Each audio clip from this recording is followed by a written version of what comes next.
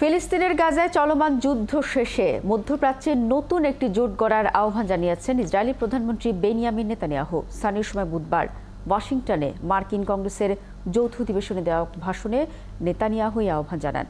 বক্তব্যে সাবেক মার্কিন প্রেসিডেন্ট ডোনাল্ড ট্রাম্পের প্রশংসা করেন ইসরায়েলের প্রধানমন্ত্রী। ক্ষমতায় থাকার সময় ইসরায়েলে মার্কিন দূতাবাস জেরুজালেমে স্থানান্তর এবং গোলান মালভূমিতে ইসরায়েলের সার্বভৌমত্বের স্বীকৃতি দেয় ট্রাম্পকে ধন্যবাদ জানান তিনি। এদিকে ইসরায়েলকে দ্রুত মার্কিন সামরিক সহায়তা গাজা যুদ্ধের রীতি টানতে পারে এমন মন্তব্য করলেও নেতানিয়াহু গাজায় যুদ্ধবিরতির আলোচনার বিষয়ে কংগ্রেসে কিছু বলেননি। ভাষণে মার্কিন আইন প্রণেতাদের দ্রুত সামরিক সহায়তা ছাড়ের আহ্বান জানিয়েছেন নেতানিয়াহু।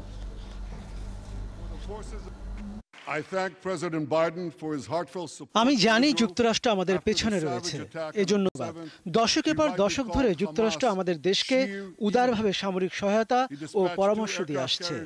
আমাদের বিজয় আপনাদেরও বিজয় হিসেবে চিহ্নিত হবে। এজন্য যুক্তরাষ্ট্র ও ইসরায়েলকে ঐক্যবদ্ধ থাকতে হবে। এদিকে মার্কিন কংগ্রেসে ইসরায়েলের প্রধানমন্ত্রী বেনিয়ামিন নেতানিয়াহুর ভাষণ ঘিরে ক্যাপিটল হিলের বাইরে জড়ো হওয়া হাজারো ফিলিস্তিনিপন্থী বিক্ষোভ করেছেন। এ সময় 5 বিক্ষোভকারীকে গ্রেফতার করে পুলিশ। ইসরায়েলি প্রধানমন্ত্রীর ভাষণের আগেই ক্যাপিটল হিলের বাইরে জড়ো হতে থাকেন বিক্ষোভকারীরা। এ সময় পুলিশের সঙ্গে বিক্ষোভকারীদের সংঘর্ষের ঘটনা ঘটে। পরিস্থিতি নিয়ন্ত্রণে বিক্ষোভকারীদের উপর পিপার স্প্রে ব্যবহার করে ছত্রভঙ্গ করে দেওয়া হয়। পুলিশ জানিয়েছে নেতানিয়াহুর ভাষণে বাধা দেওয়ার চেষ্টা করার জন্য ক্যাপিটল ভবনের ভেতরে 5 জনকে গ্রেফতার করা হয়েছে। এদিকে হামাসের জ্যেষ্ঠ নেতা সামি আবু জুহরি বলেছেন, নেতানিয়াহুর ভাষণ ছিল মিথ্যায় ভরা, তিনি যুদ্ধবিরতি চান না।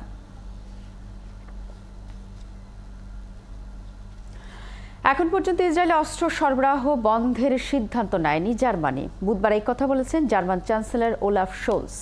জাতিসংঘের সর্বোচ্চ আদালত ফিলিস্তিনি ভূখণ্ডে ইসরায়েলি দখলকে অবৈধ ঘোষণা করার পর তিনি এই অবস্থান জানালেন। আদালতের ঘোষণার পর ইসরায়েলের প্রতি জার্মানির সামরিক সহযোগিতার নীতিতে পরিবর্তন আসবে কিনা জানতে চাইলে শোলস বলেছেন, এ বিষয়ে তার সরকার এখনো পর্যন্ত কোনো সিদ্ধান্ত নেয়নি। তিনি বলেন, এক্ষেত্রে সার্বিক বিষয় বিবেচনা করেই সিদ্ধান্ত নেওয়া হবে। গাজায় যুদ্ধ শুরুর পর থেকে ইসরায়েলকে নানাভাবে সহযোগিতা করে আসছে জার্মানি।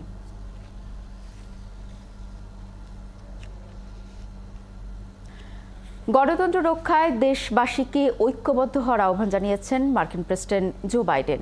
আসন্ন প্রেসিডেন্ট নির্বাচনের প্রার্থিতা থেকে সরে দাঁড়ানোর পর বুধবার দেশবাসীর উদ্দেশ্যে দেওয়া ভাষণে নতুন প্রজন্মের হাতে দায়িত্ব তুলে দেওয়ার কথা জানান বাইডেন।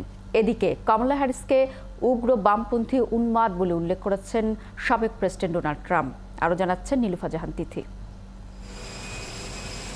দ্বিতীয়বারের জন্য প্রেসিডেন্ট হওয়ার লড়াই থেকে নিজেকে সরিয়ে নেয়ার ঘোষণা আগেই দিয়েছেন। এবার এই সিদ্ধান্তের নেপথ্যের কারণও প্রকাশ্যে আনলেন। বুধবার ওভাল অফিসে দেশবাসীর উদ্দেশ্যে দেয়া ভাষণে মার্কিন প্রেসিডেন্ট জো বাইডেন নতুন প্রজন্মের হাতে দায়িত্ব তুলে দেওয়ার কথা জানান। যুক্তরাষ্ট্রকে ঐক্যবদ্ধ করতে এটাই সেরা উপায় বলে দাবি অশীতিপর এই রাষ্ট্রপ্রধানের। আমি ঠিক করেছি যে নতুন প্রজন্মের হাতে আগামীর মশাল তুলে দেব। এটাই যুক্তরাষ্ট্রকে ঐক্যবদ্ধ করার সেরা উপায়। আমি আমার কাজকে শ্রদ্ধা করি, কিন্তু আমি তার চেয়েও বেশি ভালোবাসি আমার দেশকে। যুক্তরাষ্ট্রে গণতন্ত্র ঝুঁকিতে আছে উল্লেখ করে গণতন্ত্র রক্ষার জন্য দেশবাসীকে একসঙ্গে কাজ করার আহ্বান জানান বাইডেন। আমি বিশ্বাস করি প্রেসিডেন্ট হিসেবে আমার কাজ দেশে এবং বিদেশে আমার নানা নীতি এবং আমেরিকার ভবিষ্যতের জন্য আমার ভাবনা সবকিছুই দ্বিতীয়বার প্রেসিডেন্ট হওয়ার জন্য যথেষ্ট। কিন্তু গণতন্ত্র বাঁচানোর যাত্রায় এই সবকিছু আগে আসতে পারে না। এদিকে আসন্ন প্রেসিডেন্ট নির্বাচনে ডেমোক্র্যাট প্রার্থী হিসেবে বাইডেন ভাইস প্রেসিডেন্ট কমলা হ্যারিসের নাম প্রস্তাবের পর এবার নির্বাচনী প্রচার মঞ্চ থেকে তাকে তুলোধনা করলেন রিপাবলিকান প্রেসিডেন্ট প্রার্থী ডোনাল্ড ট্রাম্প। নর্থ ক্যারোলাইনার প্রচার সভা থেকে ট্রাম্প কমলা হ্যারিসকে উগ্র বামপন্থী উন্মাদ বলে অভিহিত করেন।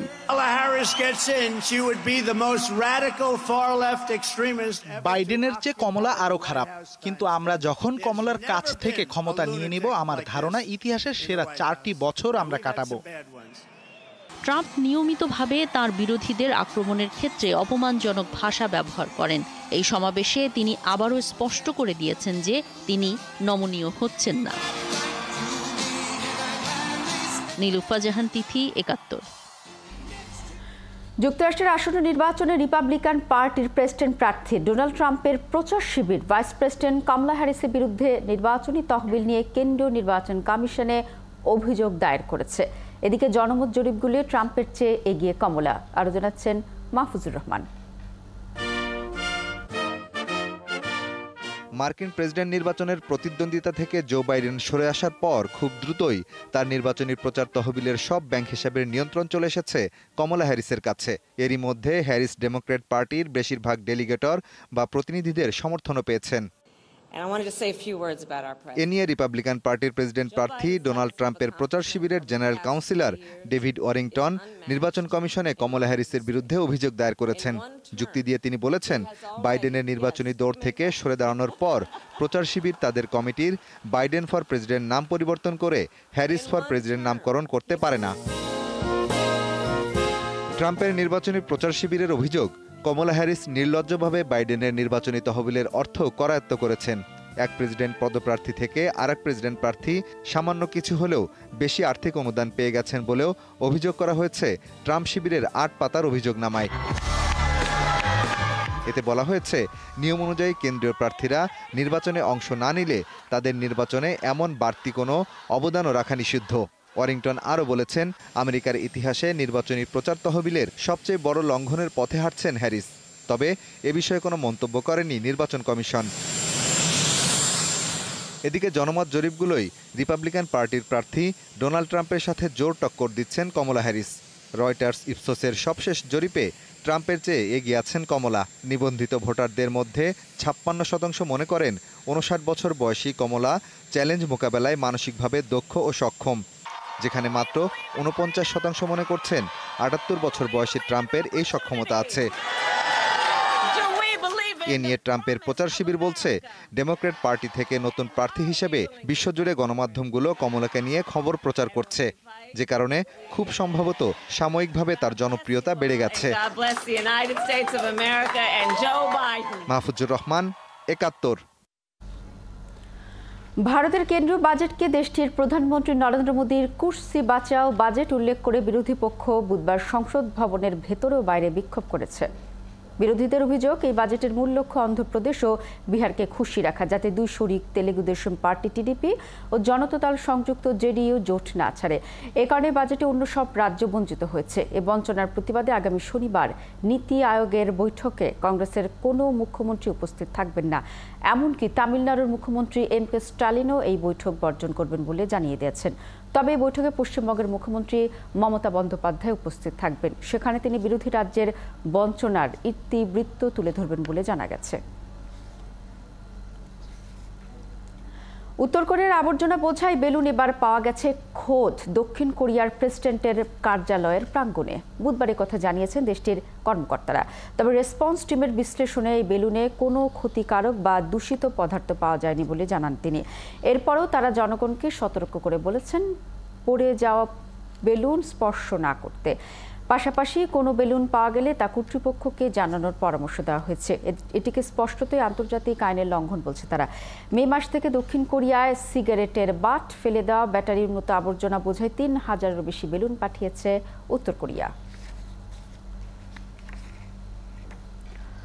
পাপুয়া নিউগিনির উত্তরাঞ্চলে ৩টি গ্রামের সহিংস হামলার ঘটনায় ১৬ শিশুসহ ২৬ জন নিহত হয়েছেন। জাতিসংঘ জানিয়েছে কর্তৃপক্ষ নিখোঁজ লোকজনের সন্ধানে তল্লাশি চালাচ্ছে। মৃতের সংখ্যা বেড়ে ৫০ ছাড়িয়ে যেতে পারে। জাতিসংঘ মানবাধিকার প্রধান বলেন, আপাত দৃষ্টিতে এটি ভূমি ও হ্রদের মালিকানা ও ভোগ করা নিয়ে বিরোধের ফল। রয়টার্সের প্রতিবেদনে বলা হয়েছে ১৬-১৮ জুলাই পিএনজির ইস্ট সেপিক প্রদেশে হামলার ঘটনাগুলো ঘটেছে। ঘরবাড়ি জ্বালিয়ে দেওয়ার পর গ্রামগুলোর ২০০-রও বেশি বাসিন্দা পালিয়ে যেতে বাধ্য হয়েছেন। প্রবল শক্তিশালী টাইফুন গেইমির আঘাতে তাইওয়ানে ৩ জনের মৃত্যুর খবর পাওয়া গেছে। আহত হয়েছেন শতাধিক। দ্বিতীয় দিনের মতো তাইওয়ানের বিভিন্ন এলাকার সাথে যোগাযোগ বিচ্ছিন্ন আছে। টাইফুন গেইমির প্রভাবে আরও বৃষ্টি ঝড়ার শঙ্কায় বন্ধ রয়েছে শিক্ষা প্রতিষ্ঠান ও অফিস। বন্ধ আছে অভ্যন্তরীণ রুটের সব ফ্লাইট, আর আন্তর্জাতিক রুটের ১৮৫টি ফ্লাইট বাতিল হয়েছে। স্থানীয় সময় বুধবার ঘন্টায় প্রায় ২৪০ কিলোমিটার পর্যন্ত বেগে ঝোড়ো হাওয়া নিয়ে টাইফুন গেইমি তাইওয়ানের পূর্ব উপকূলে আছড়ে পড়ে। গেইমি গত ৮ বছরের মধ্যে দ্বীপটিতে আঘাত হানা সবচেয়ে শক্তিশালী ঝড় হবে বলেই মনে করা হচ্ছে। এদিকে টাইফুন গেইমির প্রভাবে জাপানের ইশিগাকি দ্বীপে তীব্র ঝোড়ো হওয়ার সাথে অনবরত বৃষ্টিপাত হচ্ছে। এতে সেখানকার ইশিগাকি দ্বীপে বন্যা দেখা দিয়েছে। বুধবার থেকে সেখানে বন্যায় গুরুত্বপূর্ণ অনেক রাস্তাঘাট পানিতে তলিয়ে গেছে। এছাড়া প্লাবিত হয়েছে বহু বাড়িঘর। এতে সাধারণ মানুষের দুর্ভোগ চরমে পৌঁছেছে। জাপানের দুর্যোগ ব্যবস্থাপনা কর্তৃপক্ষ বন্যা পরিস্থিতিতে ইশিগাকি ও ওকিনাওয়া এলাকার বাসিন্দাদের ঘরের ভেতরে অবস্থানের নির্দেশ দিয়েছে।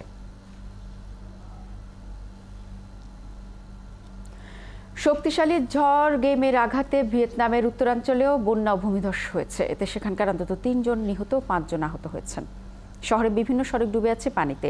এতে সেখানকার যোগাযোগ ব্যবস্থা ব্যাহত হচ্ছে। বন্যার্তদের উদ্ধার কাজ করছে জরুরি সহায়তাকারী কর্মীরা। এদিকে টাইফুন গেইমির প্রভাবে ফিলিপিন্সেও ভারী বৃষ্টিপাত, বন্যা পরিস্থিতি ও ভূমিধস অব্যাহত রয়েছে। নৌকায় করে সাধারণ মানুষজন খোঁজ করছেন নিখোঁজদের।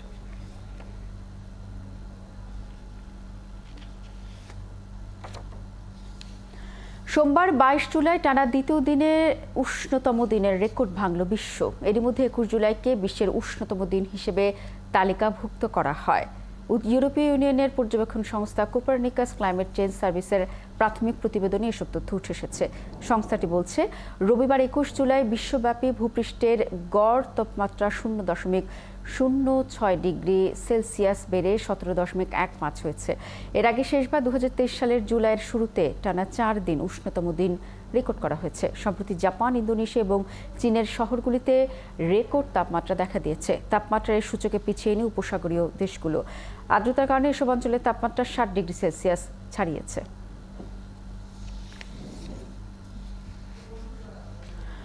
উত্তর পশ্চিম আফ্রিকার দেশ মৌরিতানিয়ায় একটি নৌকাডুবির ঘটনায় কমপক্ষে 15 জনের মৃত্যু হয়েছে। এছাড়া নিখোঁজ রয়েছে আরও ১৫০ শতাধিক মানুষ। আন্তর্জাতিক অভিবাসী বিষয়ক সংস্থা IOM জানিয়েছে, আনুমানিক ৩০০ জন যাত্রী গাম্বিয়া থেকে ওই নৌকাটিতে যাত্রা শুরু করে। 7 দিন ওই নৌকায় পাড়ি দেওয়ার পর গত 22 জুলাই এটি নৌয়াকচটের কাছে ডুবে যায়। মৌরিতানিয়ার উপকূলরক্ষী বাহিনী জানিয়েছে, দুর্ঘটনার পর 120 জনকে জীবিত উদ্ধার করা হয়েছে। নিখোঁজদের উদ্ধারে কাজ করছেন উদ্ধারকারী সদস্যরা।